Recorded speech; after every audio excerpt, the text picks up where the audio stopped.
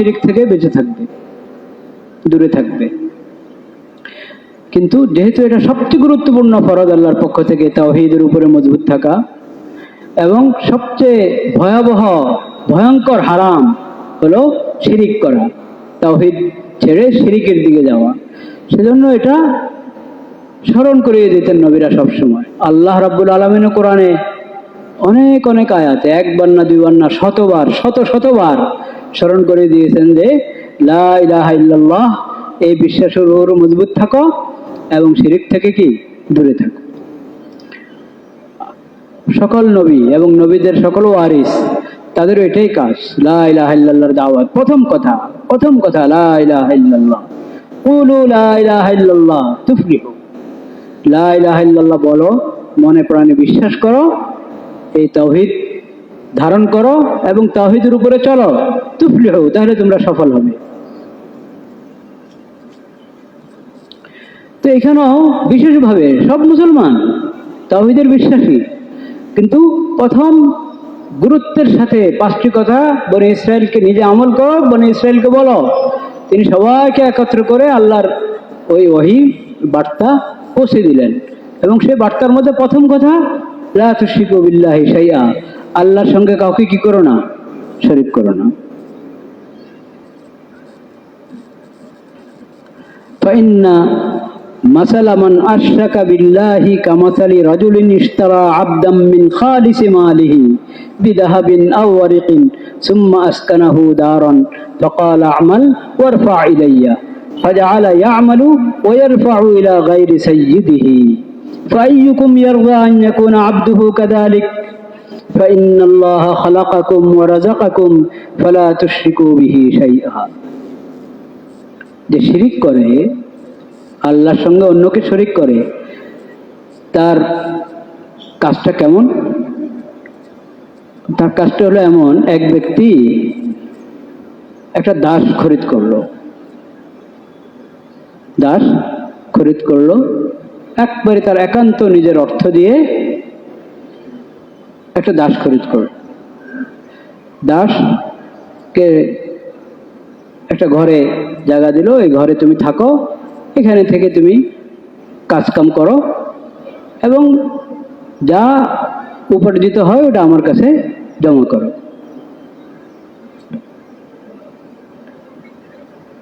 লা ইলাহা ইল্লাল্লাহ। সে করলো কি? ফাজআলা ইয়ামালু ওয়া ইয়ারফাউ ইলা গায়রি সাইয়্যিদিহি। কাজ করছে ঠিক, কিন্তু যা আয় উপার্জন হয় ওটা যে একে খরিদ করে, তার মনিবের কাছে না দিয়ে অন্যদেরকে দিয়ে দেয়। ফাআইয়ুকুম ইয়ারদা আন ইয়াকুনা আবদুহু কাযালিক। তোমাদের কে এটা পছন্দ করবে তার দাস এমন হবে? দাস হলো এক ব্যক্তির, আর সে যা উপার্জন করে ওটা দিচ্ছে আরেক ব্যক্তিকে। এটা কেউ পছন্দ করবে? করবে। এইখানে তো হলো দাসও আরেকজনের সৃষ্টি, মনিবও আরেকজনের কি, মনিবও আল্লাহর সৃষ্টি, দাসও কি আল্লাহর সৃষ্টি। যে ঘরে রেখেছে সেটাও আল্লাহর দান। বাস কোনো কারণে এই ব্যক্তি দাস হয়ে গেছে, ও মনিব, শুধু এতটুক। দোনোজনে আল্লাহর মাখলুক, দোনোজনেই আবহাওয়া উপভোগ করছে কার? আল্লাহর জমিনে আছে। তাও একটু পার্থক্য, এ মনিব ও দাস। এখানে মনিব বরদাস্ত করবে না যে দাস তার কথার বাইরে যাবে। তো আল্লাহ রব্বুল আলামিন তো খালেক এবং মালিক। আল্লাহ সৃষ্টিও করেছেন তোমাকে, আল্লাহ রিজিকও আল্লাহ দিচ্ছেন, সৃষ্টিও আল্লাহ তাআলা করেছেন। তুমি আল্লাহর মাখলুক হয়ে আল্লাহর রিজিক গ্রহণ করে তোমাকে সুস্থ রেখেছেন আল্লাহ তাআলা, তোমাকে শক্তি দান করেছেন আল্লাহ তাআলা। আল্লাহ তোমাকে সৃষ্টি করেছেন ইবাদতের জন্য, একমাত্র আল্লাহর ইবাদত করবে তুমি। এখন তুমি আল্লাহর ইবাদত বাদ দিয়ে নিজেদের বানানো মাবুদের জন্য যদি ইবাদত করো, তাহলে এটা অন্যায় হবে কি হবে না? হবে। এটা জুলুম। একবারে স্বাভাবিক ছোট্ট একটা উদাহরণ দিয়ে বোঝানো হয়েছে কথাটা। শিরিকের ভয়াবহতা তো অনেক কঠিন, কিন্তু একবারে ছোট্ট হয় দৃষ্টান্তের উপরে আমরা চিন্তা করি, সহজে বুঝে আসে যে আমি আল্লাহর মাখলুক, আল্লাহ আমাকে সৃষ্টি করেছেন, আমার হায়াত মত আল্লাহর হাতে, রিজিক দিচ্ছেন আল্লাহ তাআলা, আমার লালন পালন করেছেন কে? আল্লাহ তাআলা। তাহলে আমি আল্লাহর সঙ্গে অন্যকে কিভাবে শরীক করি? লা তুশরিকু বিল্লাহি শাইআ। এখন যত সম্প্রদায় শিরিক করে,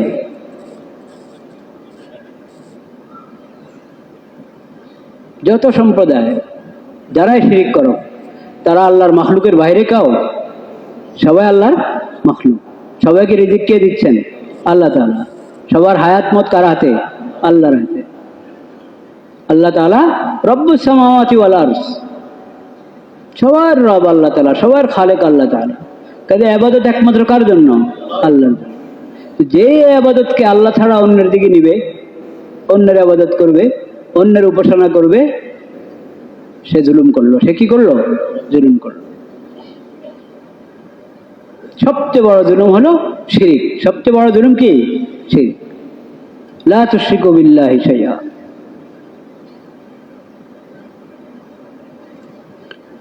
ফাইন্নাল্লাহা খালাকাকুম ওয়া রাযাকাকুম, আল্লাহ তোমাদেরকে সৃষ্টি করেছেন, তোমাদেরকে রিজিক দিয়েছেন, কাজে তোমরা আল্লাহর সঙ্গে কাউকে শরীক করো না। ওয়া ইযা কুনতুম ইলা সলাতি ফালা তালতাফিতু ফাইন্নাল্লাহা ইউকবিলু বিওয়াজহিহি ইলা আবদিহি মা লাম ইয়ালতাফিত। আল্লাহ তোমাদেরকে সালাত কায়েম করার হুকুম করেছেন। সালাত কায়েম করা মানে হলো সালাত যথাযথভাবে আদায় করা, নামাজ যথাযথভাবে আদায় করা, খুশুর সাথে আদায় করা। কাজে নামাজে দাঁড়ালা, এখন একবার এইদিকে তাকাও, একবার ওইদিকে তাকাও, সামনের দিকে দূরে তাকাচ্ছে, ডানে তাকাচ্ছে, বামে তাকাচ্ছে, এরকম যদি আমাদের চোখ দিয়ে তাকানো শুরু করা হয়, তাহলে খুশু থাকলো? অন্তর্গত ধরে রাখা দরকার নামাজে যথাসম্ভব।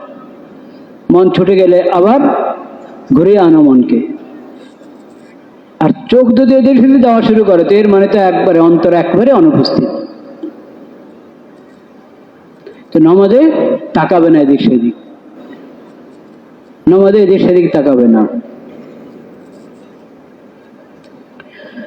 লা ইলাহা ইল্লাল্লাহ ফাইন্নাল্লাহা ইউকবিলু বিওয়াজহিহি ইলা আবদিহি মা লাম ইয়ালতাফিত। কারণ তুমি যখন নামাজে দাঁড়ালে, আল্লাহু আকবার বলে নামাজ শুরু করলে, আল্লাহ তোমার ইবাদতের প্রতি দৃষ্টি দিচ্ছেন।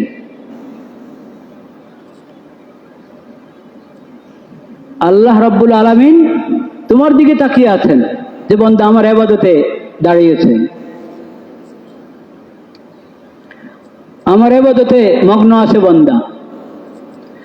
আল্লাহ তোমার দিকে তাকিয়ে আছেন, তুমি যদি অন্যদিকে তাকাও তাহলে এটা কেমন হবে? বেয়াদবি হবে কিনা? বেয়াদবি হবে। কাজে নামাজে দেশে দিক তাকাবে না। ও আমারাকুম বিসিয়াম, তোমাদেরকে আল্লাহ সাওম রোজার নির্দেশ দিয়েছেন, রোজা আদায় করো। বিশেষ করে ফরজ রোজা, সে রোজা তো আদায় করতে হবে। রোজার কি ফায়দা? রোজার ছোট্ট একটা ফায়দা হলো ওয়াইন্না সিয়ামা আতিয়াবু ইনদাল্লাহি মিন রিহিল মিস্ক। মিস্কের খুশবু থেকেও আল্লাহ রাব্বুল আলামিনের কাছে রোজাদারের গন্ধ আল্লাহর কাছে আরো বেশি প্রিয়। তাহলে রোজা রাখো তোমরা। ও আমারকুম বিসসাদাকা, সাদাকার নির্দেশ করেছেন আল্লাহ তাআলা। সদকা খায়রাত করো। ফরজ সাদাকা যেটা যাকাত, তা তো বটেই, আরো বেশি সদকা করার চেষ্টা করবে। সাদাকার ফায়দা কি? অনেক উপকারিতা। একটা উপকারিতা এখানে বলা হয়েছে, আল্লাহ রাব্বুল আলামিন ওহীর মাধ্যমে জানিয়েছেন। তো ধরো একজন ব্যক্তি, তাকে শত্রুরা বন্দী করে ফেলেছে, এখন তার গর্দান কেটে দিবে, গর্দান উড়িয়ে ফেলবে তার। সে বললো যে আমি তোমাদেরকে কিছু দিই, যা আমার কাছে আছে যতটুকু আমি দিতে পারি, অর্থ সম্পদ দিই, এটার বদলায় আমাকে ছেড়ে দেবে। তো যা পেরেছে সব ওদেরকে দিয়ে নিজেকে মুক্ত করে এনেছে, জান রক্ষা। সদাকাটা হলো এমন, আখিরাতে যখন ধরা পড়বে, জাহান্নামের দিকে টেনে নেওয়া শুরু হবে তোমাকে, তখন এই সদাকা, খায়রাত, যাকাত যা তুমি আল্লাহর রাস্তায় ব্যয় করেছো, আল্লাহর মাখলুকের সেবায় দিয়েছো, যা কিছু ওগুলো সব হাজির হবে। ওগুলোর বরকতে আল্লাহ তাআলা তোমাকে জাহান্নাম থেকে মুক্তি দান করবে।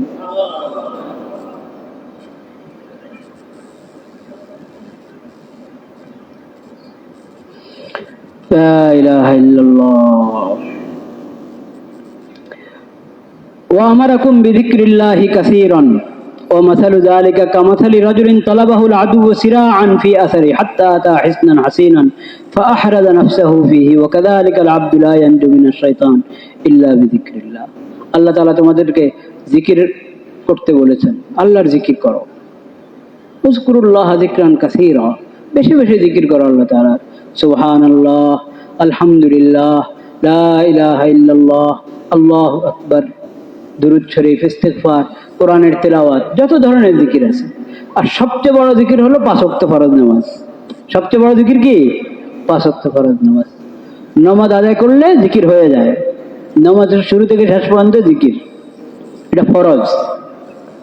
এছাড়া তাসবিহ পাঠ করা, আল্লাহর প্রশংসা, আল্লাহর বড়ত্ব মাহাত্ম্য বর্ণনা করা, যেভাবে হাদিস শরীফে কোরআন কারীম আল্লাহ তাআলা জিকির শিখিয়েছেন, ওই সমস্ত জিকির করো। জিকিরের ফায়দা কি? অনেক ফায়দা। একটা ফায়দা হলো, যার পিছনে শত্রুরা দৌড়াচ্ছে, ওকে ধরে বাঁধবে, শেষ করবে, হঠাৎ সে একটা দুর্গ দেখলো, কিল্লা, ওখানে আশ্রয় নিয়ে বেঁচে গেল। হ্যাঁ, এরকম যত ধরনের শত্রু আছে, নফস, শয়তান এবং আরো যত শত্রু, সব শত্রুর শত্রুতা থেকে বাঁচার জন্য দুর্গ হলো জিকির। কি? জিকির, আল্লাহর জিকির। জিকিরের দ্বারায় তুমি বলা মুসিবত থেকে বাঁচতে পারবে, দুনিয়া আখিরাতে সব জায়গায় মুসিবত থেকে বাঁচতে পারবে। এই 5টা কথা, কোনটা নতুন কথা আছে? সব নবীদের শিক্ষা।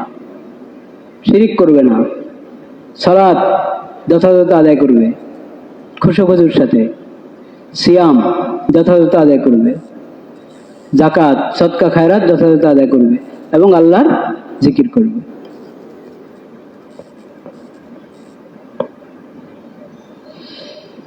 লা ইলাহা ইল্লাল্লাহ, লা ইলাহা ইল্লাল্লাহ। নবী করিম সাল্লাল্লাহু আলাইহি ওয়াসাল্লাম ইয়াহইয়া আলাইহিস সালামের কাছে আল্লাহ যে ওহী পাঠিয়েছেন, সেই ওহী উদ্ধৃত করে এরপরে বলেন, ওয়া আনা আমরুকুম বিখামসিন আল্লাহু আমারানি বিহিন। আমিও তোমাদেরকে আরো 5টি কাজের নির্দেশ দিচ্ছি, আল্লাহ আমাকে হুকুম করেছেন নিজে আমল করার জন্য, তোমাদেরকে বলার জন্য। সেই 5টি জিনিস কি?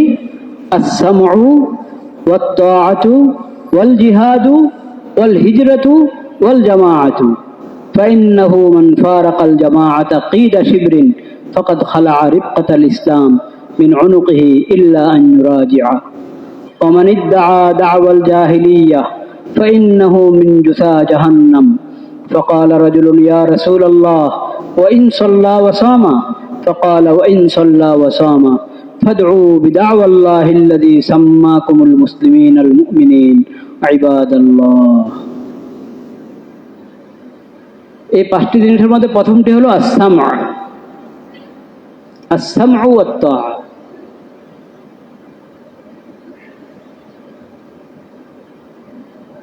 আল্লাহ রাব্বুল আলামিনের বাণী, নবী করিম সাল্লাল্লাহু আলাইহি ওয়াসাল্লামের হাদিস এবং কোরআন হাদিসের আলোকে ওলামায়ে কেরাম যে নির্দেশনা দিবেন, যেখানে যেই সুন্দর নির্দেশনা, ভালো নির্দেশনা আমার সামনে পেশ করা হবে, ওটাকে খেয়াল করে গুরুত্বের সাথে শোনা। কোরআন তেলাওয়াত হচ্ছে, খেয়াল করে শুনবো। নবীদের হাদিস শোনানো হচ্ছে, খেয়াল করে শুনবো। শরীয়তের মাসালা শোনানো হচ্ছে, খেয়াল করে শুনবো।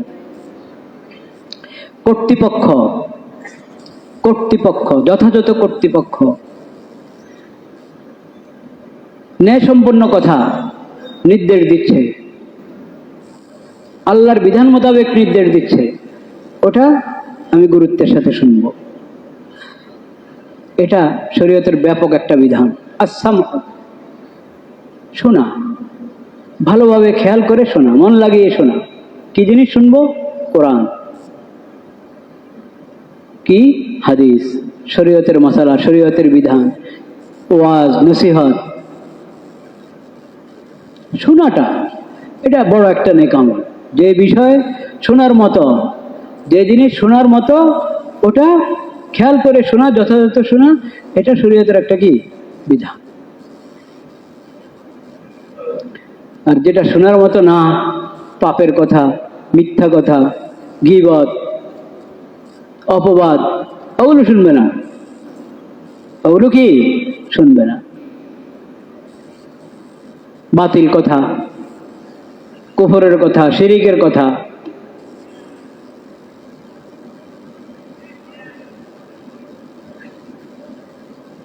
লা ইলাহা ইল্লাল্লাহ, লা ইলাহা ইল্লাল্লাহ, আস-সামউ ওয়াত-তাআ।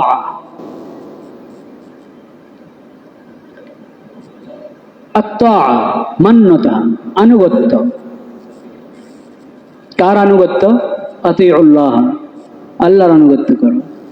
আতিউর রাসূলা, নবীজির আনুগত্য করো। ওউলিল আমরি মিনকুম, তোমাদের দায়িত্বশীলদের আনুগত্য করো। কারা দায়িত্বশীল? দুই শ্রেণীর দায়িত্বশীল। এক শ্রেণী হলেন ওলামা মাশায়েখ, যারা কোরআন হাদিসের নির্দেশনা আমাদেরকে বুঝিয়ে দেন, আমাদেরকে কোরআন হাদিস অনুযায়ী রাহাবরি করেন, তারা উলুল আমর, ওলামা মাশায়েখ। আর আরেক শ্রেণীর দায়িত্বশীল হলেন শাসক, শাসক শ্রেণী, তারা দায়িত্বশীল। ব্যবস্থাপনাগত বিষয় তারা দায়িত্ব পালন করে। তাদের নির্দেশনা মেনে চলা, এটাও আল্লাহর হুকুম। না শৃঙ্খলা ঠিক থাকবে না। কোনো সমাজ, কোনো রাষ্ট্রের মধ্যে শৃঙ্খলা ঠিক থাকতে হলে শাসকদের কথা মেনে চলতে হয়। শাসকদের কথা মেনে চলতে হয়। কাদেরকে? জনগণকে, শাসিতদেরকে, শাসকদের কথা মেনে চলতে হয়। কোন ক্ষেত্রে? ইন্নামাত তাআতু ফিল মারুফ, ইন্নামাত তাআতু ফিল মারুফ, বৈধ বিষয়, নেক কাজ এবং বৈধ বিষয়, ওই ক্ষেত্রে শাসকদের কথা মেনে চলা জরুরি। ট্রাফিক আইন মনে করেন, আমাদের আছে না ট্রাফিক আইন? এইদিকে ডান দিকে ঘোরা যাবে, হ্যাঁ, বা ঘোরা যাবে না, এটাতে খালি আসবে গাড়ি, যাবে না। কোন রোড আছে আসে আবার কি যায়। যে ট্রাফিকের যে আইন, এটা যদি মেনে না চলে ড্রাইভাররা, তাইলে মেনে চললেও তো ভুলে আর অনিয়মের কারণে তো হবেই, মেনে চলার পরও অনেক সময় দুর্ঘটনা ঘটে যায়। তো যদি ড্রাইভাররা ট্রাফিক আইন মেনে না চলে, তাহলে রাস্তাঘাটের কি অবস্থা হবে? অ্যাক্সিডেন্ট হতে থাকবে, মানুষ নিহত হতে থাকবে, আহত হতে থাকবে। ট্রাফিক আইন মেনে চলতে হবে সবাইকে। এরকম শৃঙ্খলা এবং শান্তিপূর্ণ পরিবেশের জন্য, সামাজিক শৃঙ্খলার জন্য যত নিয়ম নীতি আছে, ওই সব ক্ষেত্রে ওই আইন মেনে চলা মানুষের জন্য জরুরি। কিন্তু আল্লাহর নাফরমানি হারাম, আল্লাহ হারাম করেছেন। আল্লাহর নাফরমানি হয় এমন বিষয় যদি শাসকরা নির্দেশ দেয়, এই নির্দেশ পালন করা হারাম। এই নির্দেশ পালন করা কি হারাম। এই দুইটা নীতি, দুইটা নীতি। আর তাআতু ফিল মারুফ, বৈধ বিষয়, নেক কাজের মধ্যে, ভালো কাজের মধ্যে এবং বৈধ বিষয় শাসকের কি আনুগত্য, এটা শরীয়তের হুকুম। কিন্তু অন্যায়, অনিয়ম, দুর্নীতি, এক কথায় আল্লাহর নাফরমানির ক্ষেত্রে, হারাম এবং নাজায়েজ কাজের ক্ষেত্রে, অবৈধ কাজের ক্ষেত্রে শাসকের আনুগত্য কি নাই, জায়েজ নেই। হ্যাঁ, যদি বাধ্য করে এখনই শেষ করে, ও বেচারা বাধ্য হয়ে ভয়ে বা তার ওরকম সাহস নাই যে সে এটার প্রতিরোধ করবে, প্রতিবাদ করবে, বাধ্য হয়ে করে ফেললো, সেটা আল্লাহ মাফ করতে পারেন, আল্লাহ মাফ করবেন। কিন্তু পারতপক্ষে আল্লাহর নাফরমানির ক্ষেত্রে কারো আনুগত্য চলে না, মা বাবার আনুগত্য চলবে না, শাসকের আনুগত্য চলবে না, প্রধানমন্ত্রী, প্রধান উপদেষ্টা, রাষ্ট্রপতি যেই নির্দেশ দেখ আল্লাহর নির্দেশের বিরুদ্ধে, কোরআন সুন্নাহ এবং ইসলামী শরীয়তের বিপরীত নির্দেশ যদি দেয়, সেই নির্দেশের ক্ষেত্রে শরীয়তের বিধান হলো লা তাআতা ফি মাসিয়াতিল্লাহি আযজা ওয়া জাল, আল্লাহর নাফরমানির ক্ষেত্রে কারো আনুগত্য চলে না। কিন্তু এছাড়া যাবতীয় বিষয়, এমন কি যে সন্দেহ, এটা উনি যেটা বলছেন যে প্রশাসনের লোক আমাকে যে নির্দেশ দিয়েছে, মনে হচ্ছে এটা হয়তো বিষয়টা ঠিক হবে না, মনে হচ্ছে ঠিক হবে না, আবার মনে হচ্ছে ঠিক হতেও পারে, এমন হলেও আনুগত্যের অবকাশ আছে। স্পষ্ট কুফরান বাওয়াহান, স্পষ্ট পাপ, স্পষ্ট অন্যায়, এই ক্ষেত্রে উপরের ফোনের কারণে নিচেওয়ালা যদি হাঁ করে, জি স্যার বলে, এটা হারাম, এটা কি হারাম, কবিরা গুনাহ। আর যদি ওই জুলুমকে, অন্যায়কে, শরীয়তের বিরোধী কথাকে আইনে যদি বানায় দেয়, তো এটা তো কত বড় অন্যায়, কত বড় অপরাধ, কত বড় কুফরি কাজ, সে তো আর বলার অপেক্ষা রাখে না। আস-সামউ ওয়াত তাআ, শুধু এই দুইটা বিধান শরীয়তের, এই দুইটা বিধানের যাবতীয় তফসিল যদি আমরা বিশ্লেষণ, যাবতীয় বিবরণ যদি ভালোভাবে বুঝে আমল করতে পারি, তো পুরা দেশে শান্তি এসে যাবে, পুরা দেশে শান্তি এসে যাবে। শাসক অন্যায় কোনো নির্দেশ করবে না, আল্লাহর কোরআনের, আল্লাহর নবীর সুন্নাহ এবং হাদিসের বিপরীত কোনো নির্দেশ করবে না, জুলুম এবং খেয়ানত জাতীয় কোনো নির্দেশনা কাউকে দিবে না শাসকরা। আর শাসিত জনগণ এরকম কোনো নির্দেশ কেউ দিয়ে বসলে সেটা পালন করবে না।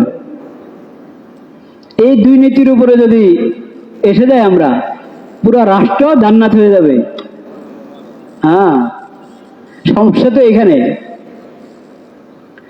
এক গোষ্ঠী অন্যায় নির্দেশ দেয় বুঝে না বুঝে, আর নিচের যারা আছে তারা হ্যাঁ হ্যাঁ হ্যাঁ হ্যাঁ, গদি ঠিক রাখার জন্য, চাকরি ঠিক রাখার জন্য, ভয়ে, বা নিজেও অন্যায়ের মধ্যে শরিক, নিজেও কি অন্যার মধ্যে শরিক, সেই কারণে আস-সামউ ওয়াত তাআ। আমি আজকে আলোচনা করতে চেয়েছিলাম এই পাঁচটি জিনিসের শেষে যেই আস-সামউ ওয়াত তাআ ওয়াল জিহাদ ওয়াল হিজরাতু ওয়াল জামাআ, আল জামাআ, এই সম্পর্কে কথার ইচ্ছা ছিল। আল্লাহ হায়াত রাখলে আগামী জুমে আলোচনা হবে ইনশাআল্লাহ।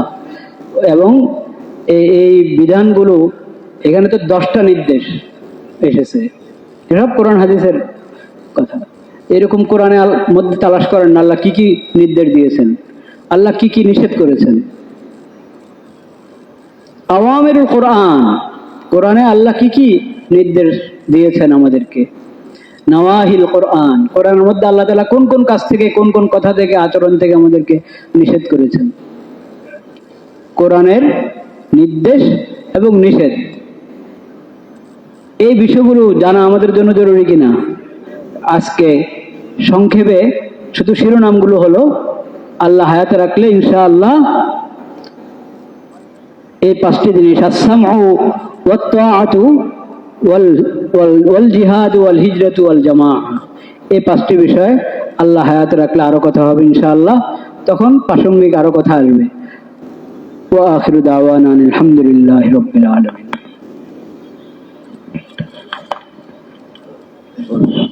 যারা সুন্নত আদায় করেননি, সুন্নত আদায় করে দেন।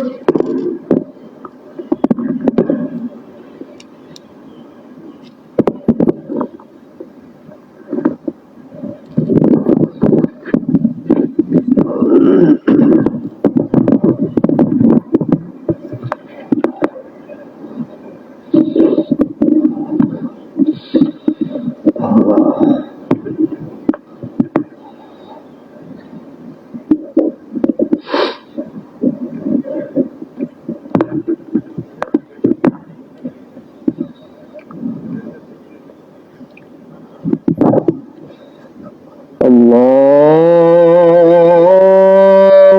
أكبر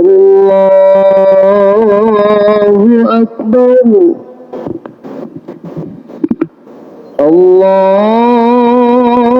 الله أكبر الله أكبر أشهد أن لا إله إلا الله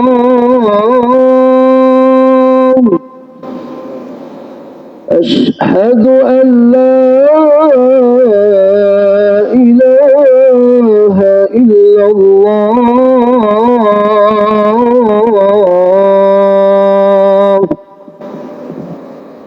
أشهد أن محمدا رسول الله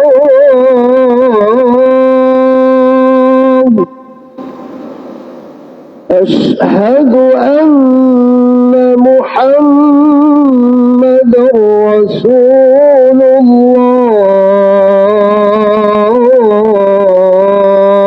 الله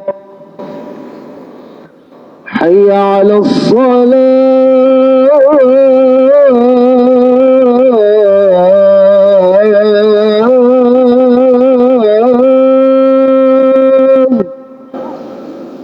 حي على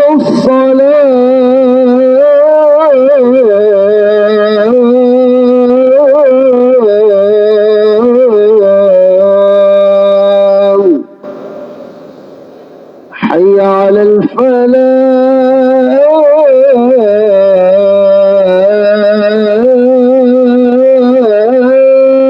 الفلاح حي على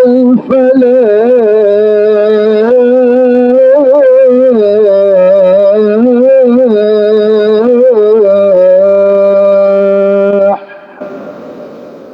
الله أكبر الله أكبر لا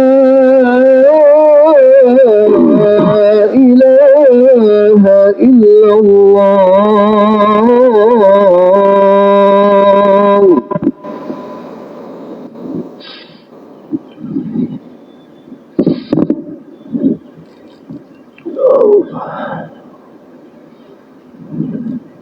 الحمد لله نحمده ونستعينه ونستغفره ونؤمن به ونتوكل عليه ونعوذ بالله من شرور أنفسنا ومن سيئات أعمالنا من يهده الله فلا مضل له ومن يضلل فلا هادي له وأشهد أن لا إله إلا الله وحده لا شريك له وأشهد أن محمدا عبده ورسوله দুজনে মোবাইল চালাচ্ছেন আপনারা উঠে যান ওই মাথায় একজন এখানে আরেকজন উঠে যান দুজন মসজিদ থেকে বেরিয়ে যান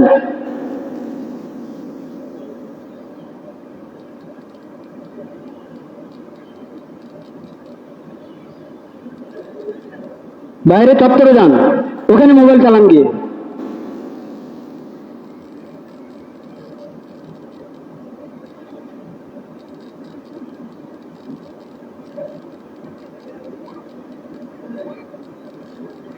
نحمده ونستعينه ونستغفره ونؤمن به ونتوكل عليه ونعوذ بالله من شرور أنفسنا ومن سيئات أعمالنا من يهده الله فلا مضل له ومن يضلل فلا هادي له وأشهد أن لا إله إلا الله وحده لا شريك له وأشهد أن محمدا عبده ورسوله اللهم صل على سيدنا ومولانا محمد النبي الأمي وعلى آله وصحبه وسلم تسليما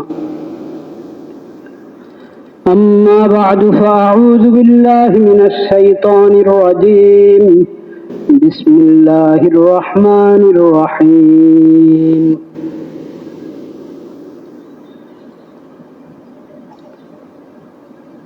إن المتقين في جنات وعيون آخذين ما آتاهم ربهم إنهم كانوا قبل ذلك محسنين صدق الله مولانا العظيم وصدق رسوله النبي الكريم ونحن على ذلك من الشاهدين والشاكرين والحمد لله رب العالمين عباد الله إن الله سبحانه وتعالى أمرنا بالتقوى في السر والعلن أمرنا بالتقوى في خاصة أنفسنا أمرنا بالتقوى في كل شيء والتقوى اجتناب الشرك واجتناب المعاصي والآثام واجتناب معصية الله واجتناب كل ما حرم الله ورسوله. والتقوى إيتاء ما أمر الله سبحانه وتعالى من الفرائض والواجبات والحقوق. فعلينا أن نتقي الله سبحانه وتعالى وأن تكون حياتنا حياة التقوى.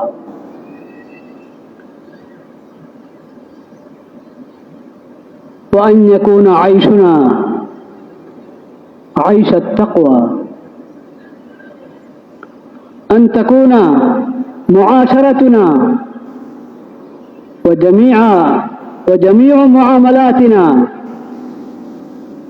معاشرة التقوى ومعاملة التقوى. فإن المتقين هم الفائزون المفلحون في الدنيا والآخرة. وإن الله سبحانه وتعالى أخبر في كتابه العزيز بجميع الجوائز والإنعامات التي سيكرم الله سبحانه وتعالى بها عباده المتقين. فقال في هذه الآيات الكريمة إن المتقين في جنات وعيون آخذين ما آتاهم ربهم يأخذون كل نعمة كل عطية كل جائزة أنعمهم الله سبحانه وتعالى بها.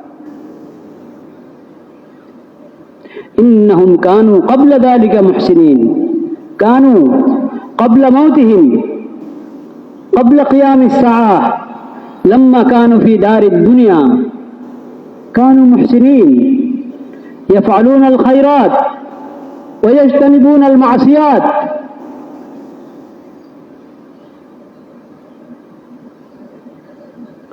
يأتون بالحلال وينتهون عن جميع المحارم والمعصيات والبدعات والشرك والشركيات.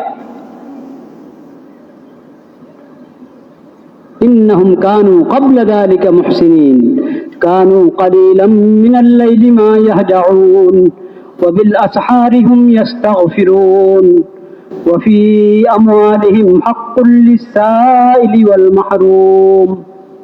هذه صفات المتقين، فاتقوا الله عباد الله.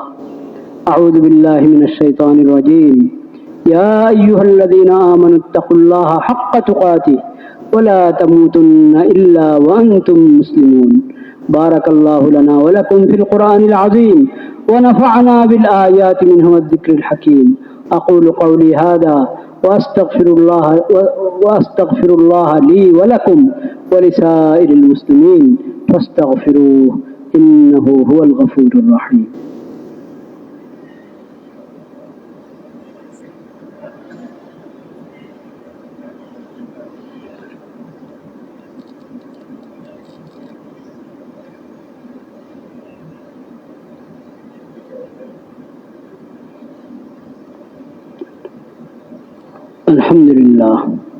الحمد لله وحده والصلاة والسلام على من لا نبي بعده وأشهد أن لا إله إلا الله وحده لا شريك له وأشهد أن محمدا عبده ورسوله. أما بعد فأعوذ بالله من الشيطان الرجيم. بسم الله الرحمن الرحيم. إن الله وملائكته يصلون على النبي يا أيها الذين آمنوا صلوا عليه وسلموا تسليما. اللهم صل على محمد عبدك ورسولك وصل على المؤمنين والمؤمنات والمسلمين والمسلمات قال النبي صلى الله عليه وسلم عليكم بسنتي وسنة الخلفاء الراشدين المهديين من بعدي تمسكوا بها وعضوا عليها بالنواجذ وإياكم ومحدثات الأمور فإن كل محدثة بدعة وكل بدعة ضلالة. وقال صلى الله عليه وسلم خير الناس قرني ثم الذين يلونهم ثم الذين يلونهم.